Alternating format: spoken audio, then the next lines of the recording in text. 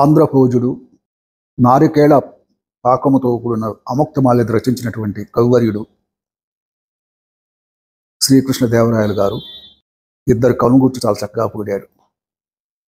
అల్లసాని పెద్దన అల్లిక జిగిబిగి ముక్కు తిమ్మనారు ముద్దు పలుకు అని అన్నాడు. అంటే ఆయనకున్నటువంటి అష్టదిగజాల్లో వీరిని చాలా ముఖ్యంగా వీరిరువురిని ప్రస్తావించాడు.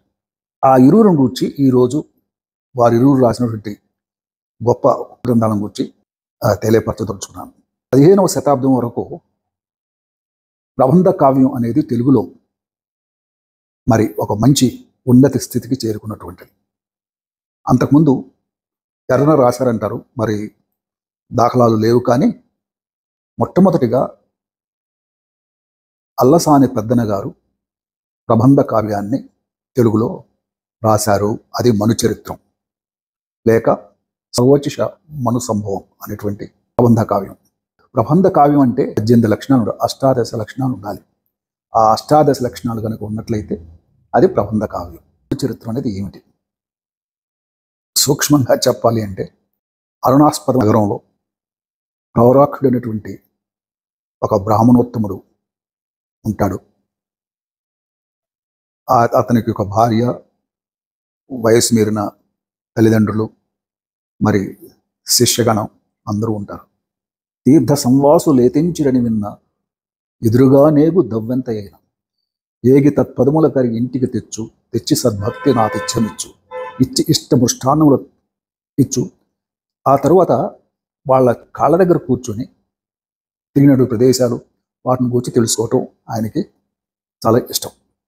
ముక్త పదగ్రస్తం అంటారు ఈ పద్యాన్ని. ప్రతి పాదం ఉన్నటువంటి చివర ఉన్నటువంటి పదాన్ని రెండవ పాదంలో మొదటగా వస్తుంది. తీర్థ సంవాసు లేతించిరని విన్న ఎదురుగా నేగు దవ్వెంత అయిన ఏగి తత్పదముల కరిగి ఇంటికి తెచ్చి సద్భక్తి నా తెజ్జమిచ్చు ఇచ్చి ఇష్టము. ఆ రకంగా ఈ పద్యం నడుస్తుంది. అంటే ఆ తరువాత ఒక యోగేంద్రుడు, సిద్ధుడు వారింటికి వస్తారు. ఆయన అతనికి అన్ని సఫలం చేసిన తర్వాత అతను చెప్తాడు, నేను అవి చూశాను, ఇవి చూశాను, హిమాలయాలు చూశాను, ఉత్తర భారతంలోని అన్ని గుళ్ళను గోపురాలను నేను దర్శించానంటే ఇతను ఆశ్చర్యపోతాడు. ప్రవరాఖ్యుడు, స్వామి మీరు చూస్తే చాలా యువకుల్లో ఉన్నారు, మరి ఇటువంటి ప్రదేశాలు చూడాలంటే కొన్ని సంవత్సరాలు పడతాయి కదా, ఎట్లా మీరు చేయగలిగారు అంటే అప్పుడు అతను చెప్తాడు, బాబు ఏం లేదు, నా దగ్గర ఒక పాదలేపనం ఉంది. ఆ పాదలేపనం కనుక నేను కాళ్ళకు రాసుకొని మేము ఎక్కడికైనా వెళ్ళగలం అని చెప్పేసి త్రుట్లో మేము వెళ్ళగలం, త్రుట్లో తిరిగి రాగలం అని చెప్తారు. పాపం ప్రవరాఖ్యుడికి చాలా ఆశ కలుగుతుంది. యోగేంద్రుడు అడుగుతాడు, నాకు ఒక్కసారి ఆ ప్రదేశాలను చూసి రావాలని ఉంది మహానుభావ, మీరేమైనా నాకు సహాయం చేయగలరంటే ఆయన పాపం పాదలేపనం కాలికి రాస్తాడు. దానితో మరి ప్రవరాఖ్యుడు హిమాలయాల వరకు వెళ్తాడు. ఇదంతా ఒకే రోజులో వెళ్తాడు. అక్కడ ఏం చూశాడు చూడండి. అటజని కాంచి భూమిసురుడంబర చుంబి శిరస్సరఝరి పటల ముహూర్ముహూర్లురద భంగ తురంగ మృదంగ పునఃస్ఫుటనటనానుకూల పరిఫుల్ల కలాప కలాపిజాలమున్ కరక చరత్కరేణు కరకంపిత సాలము శీతశైలమన్. ఇది శబ్దాలంకారం, గొప్పగా ఉంటుంది. అయితే దీనిలో భావం ఏంటంటే, ఈ భూసురేంద్రుడు, ఈ బ్రాహ్మడు వెళ్ళి అక్కడ ఆకాశాన్ని చుంబించేటువంటి ఎత్తునున్నటువంటి హిమాలయాలను చూస్తాడు. మరి గంగా నది ప్రవాహాన్ని చూస్తాడు. శబ్దం లేనటువంటి జింకలు పరిగెత్తేలాగా శబ్దం లేనటువంటి గంగా ప్రవాహాన్ని దూకుని చూస్తాడు. మదకరీంద్రము మరి తొండంతో చిన్న చిన్న కిసలయాల్ని ఉన్నటువంటి పద్ధతి చూస్తాడు. ఇవన్నీ అది ఆ పద్యంలో ఉన్నటువంటి ముఖ్య దేశం. ఈ ప్రవరాఖ్యుడు పాప అన్ని ప్రదేశాలు చూసి వచ్చేసరికి అతనికి ఒక అవాంతరం జరుగుతుంది. ఏంటంటే ఆ పాదలేపనం మంచువల కరిగిపోతుంది. తను ఏం చేయలేడు, నీరసపడిపోయాడు, నడిచాడు. దట్టమైన అడవిలో పోసిన కూడా కిందకి రాలినటువంటి దట్ట అడవిలో నడుచుకుంటూ వెళ్ళాడు. ఒక బ్రహ్మాండమైన మనోహరమైనటువంటి రమ్యాన్ని చూశాడు. అక్కడ ఒక గాంధర్వ కన్య చక్కగా వీణ వాయిస్తూ పాటలు పాడుతూ ఉంది. ఆమెను చూశారు. ఇతనికి మనసు లేచి వచ్చింది, ఈవిడైనా నాకు తప్పనిసరిగా, ఎందుకంటే అతనికి మరి పోవడానికి ఎట్లా వెళ్ళాలో అతనికి తెలియదు. ఊరి పేరు తెలుసు కానీ ఆ ఊరికి ఎక్కడి నుంచి ఎలా వెళ్ళాలో తెలియదు. అందుకని ఆవిడ అడుగుతాడు, నీవు భీతహరిణేక్షణ అని ప్రారంభిస్తాడు. ప్రారంభించి, అంటే భీతహరిణేక్షణ అంటే ఏంటి తెలుసు కదా మీకు, భయంతో ఉన్నటువంటి మృగం యొక్క కళ్ళు గలదానా, ఎవరివి నీవు భీతహరిణేక్షణ అని అడుగుతూ తను గురించి చెప్పుకుంటాడు. ఏమని, నేను ప్రవరాక్షుడు, నా పేరు, నేను బ్రాహ్మణ్ణి అని చెప్పి, ఇట్లా నాకు ప్రాబ్లము, నాకు ఒక సమస్య వల్ల నేను మా ఊరు వెళ్ళలేకపోతున్నాను, మా ఊరు దారి చెప్పమ్మా, చెప్పి నన్ను మా ఊరు పంపించగలవా అని అడుగుతాడు. అంటే ఆవిడ ఎంత చక్కగా చెబుతుంది చూడండి. ఇంతలో కన్నులుండ తిరువెవ్వరి వేడదు భూసురేంద్ర, ఏకాంతమునందునున్న జవరాండ్ర నెపంబిడి పలకలించ ఆగింతియగాక, పెరుగువే నువ్వు వచ్చిన త్రోవ చొప్పు అని, నీకు అసలు భయం లేదు, వెళ్ళిదమైతే మాటలేటికి, నువ్వు ఒంటరిగా ఉన్నావని చెప్పేసి నేను భయం లేకుండా నాతో మాట్లాడాలని ఈ రకంగా నన్ను అడుగుతున్నావు అని. చూడండి ఎంత ఎంత సరసమైనటువంటి శృంగారమైనటువంటి సంభాషణ చూడండి. అంటే అంటాడు, కాదు తల్లి, నేను నాకే రకం ఆ రకంగా కాదు, నేను అప్పుడు తన గురించి చెప్తాడు, నేను సాయంత్రకాలం నేను ఇంటికి వెళ్ళాలి, సంధ్యా సమయం నాకు వెళ్ళి సంధ్యావందనం చేయాలి, నా తల్లిదండ్రులు, వృద్ధులంటే నా తల్లిదండ్రులు నా కోసం ఎదురు చూస్తుంటారు, నా భార్య నా కోసం ఎదురు చూస్తుంటుంది, నా అసలు ఏం జరుగుతుందో నాకు తెలియదు, కాబట్టి నా దయచేసి పంపించమంటాడు. అంటే ఆవిడికి అప్పటికే ఇతని మీద మనసు పడిపోయింది. ఇంత మన్మధుడు మించినటువంటి అందము, ఆహార్యం ఉన్నటువంటి ఆ ప్రవరను చూసిన తర్వాత ఆవిడికి అసలు తట్టుకోలేకపోయింది. ఏముందో చూడండి, నిక్కము దాపనేల ధరణీశ్వర నందన, నా మనంబు చిక్కిను నీతో చిక్కిపోయింది, నీ మీద పడిపోయింది అని అంటుంది. నన్ను చిత్తజుబారి వేగరించుదో అని చివరిలో ఒక చక్కగా, అంటే నువ్వు నన్ను చిత్తజుబారికి వదిలేస్తావా, లేకపోతే నాతో పొందుగోరి నన్ను సుఖపెట్టి నువ్వు సుఖపడతావా అని అడుగుతుంది. దానికి అన్నప్పుడు తర్వాత ఏమవుతుందంటే, అప్పుడు ప్రవరుడు ఒప్పుకోడు. కదమ్మా, నేను చాలా సద్బ్రాహ్మణ్ణి, నన్ను క్షమించమ్మా, నాకు ఇటువంటి ఉద్దేశాలు ఏమి లేవంటే కూడా ఆవిడ అంటుంది, ప్రాంచద్భూషణ బాహుమూల రుచితో పాలిండ్లు పొంగార, ప్రాంచద్భూషణ బాహుమూల రుచితో పాలిండ్లు పొంగార. ఆవిడికి ఆ కామం వచ్చేసింది, కుచాలు బలపడిపోయినాయి, మంచి వాసన, ఆవిడ ధరించినటువంటి ఆ ప్రాంచద్భూషణ, దాంతో ఆ కాంతి, బాబు రుచి అంటే ఇక్కడ కాంతి, అటువంటి ఆవిడ ఏం చేసింది, వాటేసుకోబోయింది ప్రవరాక్షుడు. ప్రవరాక్షుడు హరిని తలుచుకుంటాడు. హరిని తలుచుకొని ఆవిడని తొలగదోస్తాడు. తొలగదోస్తే ఆవిడ, అక్కడ కవి గారు అంటారు ఏమంటే, పడతులు ధీర చిత్తుల యొక్క చిత్తాన్ని మార్చగలరా అని చెప్పేసి అని కవి గారు వర్ణిస్తారు. ఆ తర్వాత ఇంకొక విషయం ఏంటంటే, అప్పుడు కూడా ఇతను ఒప్పుకోకపోతే చివరికి ఆవిడ ఏమంటే, వనిత తనంతట తానే వలచినతో ఎంత చులకనైపోయానా నేను, రసాని పద్మ గారు చెప్పినటువంటి, వనిత తనంతట తానే వలచుదే ఇంత నిరాదరణకి ఎందుకు గురి చేస్తావురా అని చెప్పేసి అడుగుతుంది. ఈ రకంగా జరుగుతుంది వరూధిని ప్రవరాఖ్యం. చివరికి మరి ప్రవరాఖ్యుడు అగ్నిదేవుణ్ణి ప్రార్థించి, అగ్నిదేవుడు తనలో ఆవహించి తిరిగి తీసుకువెళ్ళి ఆ అరుణాస్పదపురంలో అతన్ని చేరుస్తాడు. సంధ్యా సమయం ముందే అతన్ని చేస్తుంది. ఇది ప్రవరాఖ్యం. ఎంతటి గొప్ప, అసలు వాళ్ళిద్దరి యొక్క ఆ వరూధిని పడేటువంటి బాధ.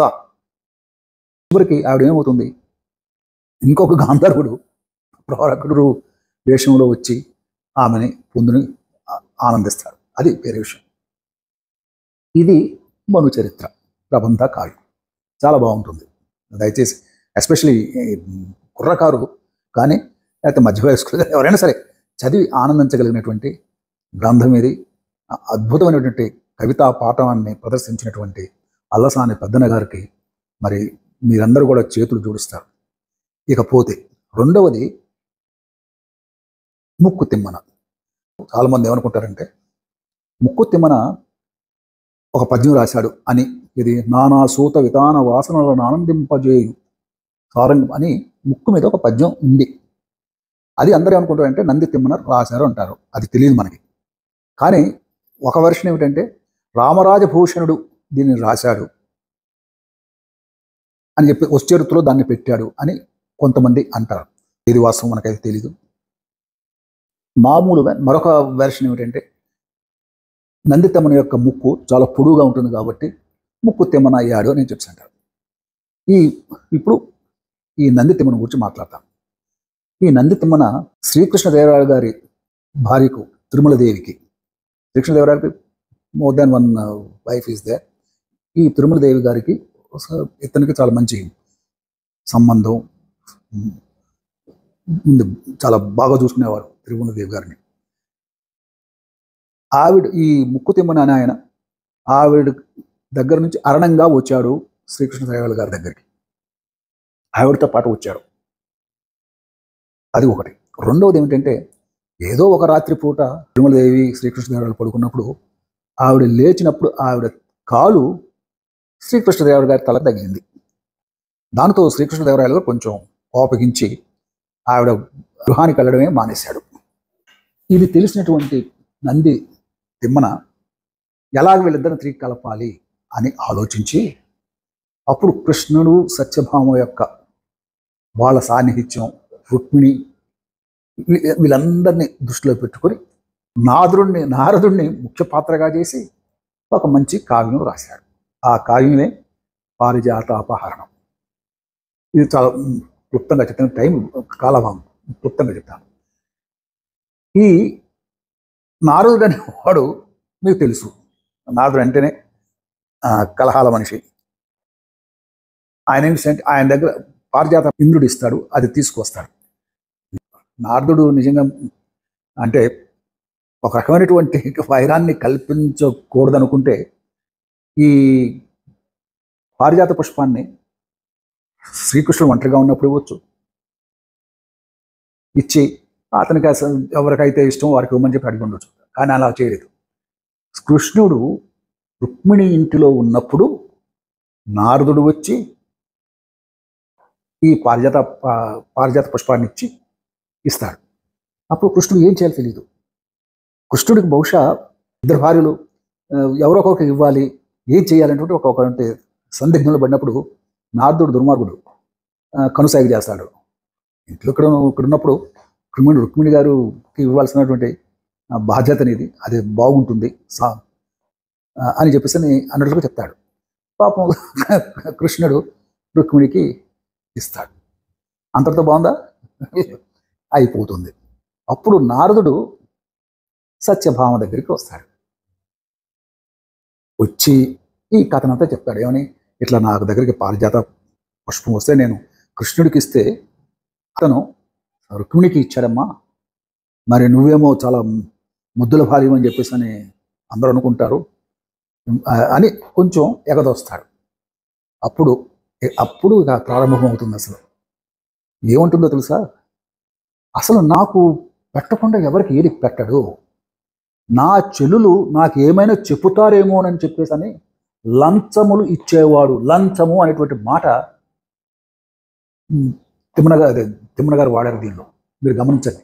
నేను అనుకున్నా లంచం అనేది చాలా ఈ మధ్యలో వచ్చినటువంటి వ్యవహారం అనుకున్నాను. కాబట్టి లంచం అనేది పూర్వకాలం నుంచి కూడా ఉంది. కాకపోతే అప్పుడు ఏంటంటే భార్యాభర్తల మధ్య ఉండేదేమో, మరి ఇప్పుడు అధికారులకి ప్రజలకి మధ్య వచ్చేసింది అది. సో లంచాలు ఇచ్చి నా నెచ్చళ్ళకి లంచాలు ఇచ్చేవాడు అని చెప్పేసి అంత సగర్వంగా చెప్పుకున్నటువంటి స్త్రీ సత్యభామ ఎప్పుడైతే ఇది విందో, అనవిని వేటువడ్డ యురగాంగన వింబలే, ఎలా ఉందంటే అసలు దహించకపోయిందనమాట. ఆ దహించకపోవడానికి ఇంకా పైగా ఏమిటి, మనం అంటాం కదా, అగ్నిలో ఆజ్యం పోసినట్టుగా అయిపోయింది తన పని. చాలా బాధపడిపోయింది. బాధపడిపోయి, అంతేకాదు మాసిన చీర కట్టుకొని, బట్టలు తీసేసి మాసిన చీర కట్టుకొని కోపగృహంలో భగవచ్చుతూ కృష్ణుడి మీద ఒక భయంకరమైనటువంటి కోపంతో, కోపతాపాలు, కోపం ఒకటే కాదు, కోపతాపాలతో ఉన్నటువంటి సమయంలో కృష్ణుడికి వాడు సర్వంతర్యామి. యాక్చువల్లీ మనం అనుకునేది ఏంటంటే కపట సూత్రధారి అనేటువంటి మాట కూడా వాడతాడు నంది తిమ్మన ఈ పద్యాల్లో. కపట సూత్రధారి కృష్ణుడు తెలుస్తుంది, వస్తాడు. వచ్చి అని అక్కడ కొన్ని పద్యాలను చాలా అద్విరితానికి పెద్ద చేసి, ఆ పుష్పం ఇచ్చాడనుకో, పుష్పాన్ని ఇచ్చాడనుకో, దానికి పెద్ద చేయడం ఏంటి? పైగా అంతేకాకుండా ఆవిడ చెలికత్తెల ముందు దీన్ని ప్రదర్శించి నన్ను అవమానపరచడం ఏంటంటే చాలా చాలా బాధపడుతుంది పాపం. ఆవిడకి ఏంటంటే ఇక్కడ అర్థం ఏంటంటే, ఒక భార్య భర్త యొక్క ప్రేమ మొత్తం పొందాలి తప్పనిసరి, కానీ గర్వం ఉండకూడదు. అంటే నేనే ముఖ్యము అనేటువంటి ఆ గర్వాన్ని, ఆ గర్వభంగం కోసం, సత్యభామకు ఉన్నటువంటి గర్వభంగం కోసం ఈ యొక్క ఎపిసోడ్ని వాళ్ళు వాడారని చెప్పేసి అనుకుంటారు ప్రజలు. వాస్తవమై ఉండొచ్చు.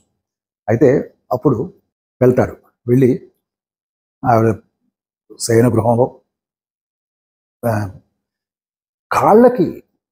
కాళ్ళకి నమస్కరిస్తాడు కృష్ణుడు. చూడండి ఎంత గొప్ప విషయం. భార్య కాళ్ళకి నమస్కరిస్తే ఆవిడ ఆ కోపంలో ఎడమ కాలుతో అతని తలని నిడుతుంది. అప్పుడు కవిగారు ఒక పద్యం రాస్తాడు. జలజాతాసన వాసవాది సురపూజాభాజనం బయనొచ్చు లతాంతాయుధు కన్నతండ్రి శిరమచ్చో వామపాదంబునం దొలగంద్రోచే. చూడండి, జలజాతన వాసవాది సురపూజాభాజనం బయనొచ్చు లతాంతాయుధు కన్నతండ్రి. లతాంతాయుధు కన్నతండ్రి ఎవరు? లతాంతాయుధుడు ఎవరు? మన్మధుడు తండ్రి విష్ణు. అటువంటి విష్ణు యొక్క తలని తొలగంద్రోచే లతాంగి వామపాదంబునం నాథులు నేరములు సేయ పేరలుకం చెందిన కాంతలిట్టి ఉచిత వ్యాపారములు నేర్తురే. సరేనమ్మా, సరేనండి, ఆ భర్త అనేవాడు పొరపాటు చేశాడు. అయితే కూడా కోపగించేటువంటి భార్య ఈ రకమైనటువంటి పనులు చేయవచ్చునా అని కవిగారు ప్రశ్నిస్తాడు. మీరు చూడండి. తర్వాత ఇక ఆవిడ చాలా కోపంగా ఉంటుంది. అప్పుడు అది రొమాన్స్ అంటే, ఆ శృంగారం అంటే అది సరసమైనటువంటి శృంగారంలో శ్రీకృష్ణుడు తన భావాన్ని చెప్తాడు. నను భవదీయ దాసుని మనంబును నెయ్యపు కెనకపూని తాచిన అది నాకు మన్ననయ చెల్వవు నీ పదపల్లవంబు మత్తను పులకాగ్ర కంట కవితానము తాచిన నుచ్చునుంచు నేనెదా. ఇక అల్క మానవుగా ఇకనైనా అరాళ కొంతల అంటాడు. దీని భావం మీకు కొద్దిగా చెప్తాను. నేను నీ దాసుణ్ణి, నీ కోపం వచ్చింది, నన్ను తన్నావు, పర్వాలేదు. నన్ను భవదీయ దాసుని మనంబున నెయ్య ఎట్లా తన్నావు? మనంబున నెయ్యపు కెనక భూమి, ప్రేమతో కూడినటువంటి నెయ్యపు కెనక, ప్రేమతో కూడినటువంటి అలుకమితో నన్ను నా తన్నావు, పర్వాలేదు, బాగానే ఉంది. కానీ నీ పదాలు నా యొక్క తలకు తగిలినప్పుడు నా యొక్క రోమాలు నిక్కబొడిచినప్పుడు అవి సూదులాగా తయారయ్యాయి. చూడండి, ఆ సూదులు నీ కాళ్ళకు గుచ్చుకొని, నీ పాదాలకు గుచ్చుకొని నేను ఎంత బాధ పెట్టాయో అని చెప్పేసి అని నాకు చాలా బాధగా ఉంది. అమ్మా, ఇంకనైనా ఈ కోపాన్ని తగ్గించు తల్లి అని చెప్పేసి అని కృష్ణుల వారు సత్యభామను అడుగుతారు. చూసారా ఎంత గొప్ప. ఆ రకంగా చివరికి కథ సుఖాంతం అవుతుంది. ఇవన్నీ ఈ రెండు పుస్తకాలు, ఒకటి మను చరిత్ర, ఎస్పెషల్లీ ఎవరైతే సరసమైనటువంటి లేకపోతే శృంగారాన్ని కోరేటువంటి వారు, వయసులో ఉన్నటువంటి వారు కానీ పెద్దవారు కానీ, అసలు ఈ రెండు గ్రంథాలు మీరు చదవండి. ఎటువంటి ఎంత సంతోషాన్ని మీరు అనుభవిస్తారో, ఎంత ఆనందాన్ని మీరు పొందుతారో నేను వేరొక చెప్పక్కర్లేదు. దయచేసి మీరు దీన్ని చదవమని నేను కోరుతున్నాను. ఇకపోతే గత వారం మొల్ల రామాయణం గురించి చెప్పినప్పుడు నేను ఒక విషయం మీకు అడిగాను, ఒక టీజర్ ఇచ్చాను. మొల్ల శ్రీనాథుడు మొల్లని కుక్కనిస్తావా పెట్టనిస్తావా అన్నప్పుడు మొల్ల ఏం సమాధానం చెప్పుంటుంది అని చెప్పేసి నేను మిమ్మల్ని అడిగాను. అడిగితే కొంతమంది రాయటానికి సిగ్గుపడ్డారేమో మరి నాకు తెలియదు, కానీ ఫోన్లు చేసి బాస్ ఇలా ఉంటుందంటావా, లేదా సార్ ఇలా ఉంటుందంటారా, ఏమండి ఇలా ఉంటుందంటారా అని ఒక 7-8 మంది నన్ను అడిగారు. కొంతమంది అయితే ఇక నాకు తెలిసినటువంటి స్నేహితులు దీనిలో వాళ్ళ భావాలను రాశారు. నేను అది చెప్పి నేను ముగిస్తాను. ఆవిడ ఏమందంటే, చూడు నేను నీకు అమ్మను కదా అంది. నువ్వు కుక్కనిస్తావా పెట్టనిస్తావా నువ్వు నన్ను అడిగావు, కానీ నేను నీకు అమ్మను కదా. ఒక అర్థం ఏంటంటే నేను నీకు తల్లిలాంటి వాడినిరా, నీ తల్లిలాంటి వాడినిరా అని ఒక అర్థము. ఇంకొక అర్థం ఏంటంటే నేను నీకు అమ్మను, I don't sell it to you అని భావనతో చెప్పినటువంటిది. అది నేను ముఖ్యంగా నేను ఆలోచించింది ఏంటంటే మహిళా సాధికారతను గురించి భారతదేశంలో మొదటి నుంచి ఉన్నటువంటి స్త్రీ యొక్క స్థితిగతులు, ఇప్పటి స్థితిగతులను గురించి బేరీజు వేసి మాట్లాడదాం అనుకుంటున్నాను. మీకు ధన్యవాదాలు.